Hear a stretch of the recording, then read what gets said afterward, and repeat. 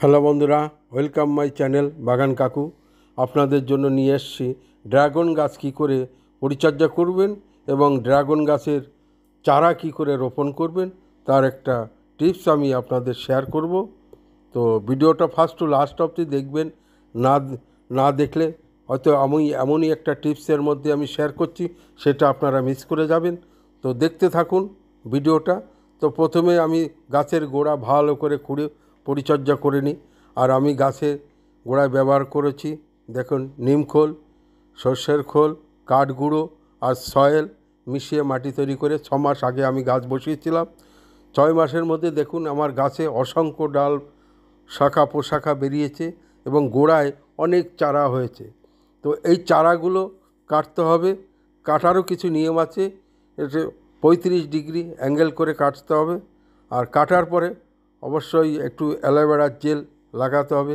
একসঙ্গে সংগ্রহ করার পরে ভালো একটা ট্রের ভিতরে দেখবেন তাতে যেন কম্পোস্ট সারযুক্ত বা কাঠ গুঁড়ো থাকে, বা উপরে একটু বিসলি ছড়িয়ে দেবেন। বিসলি এই কারণে দেওয়া প্রয়োজন, যেহেতু আপনার বৃষ্টি বা জলে সহজে আপনার মাটি ধুয়ে যাবে না, আর এইগুলো পচে আপনার সার তৈরি হবে।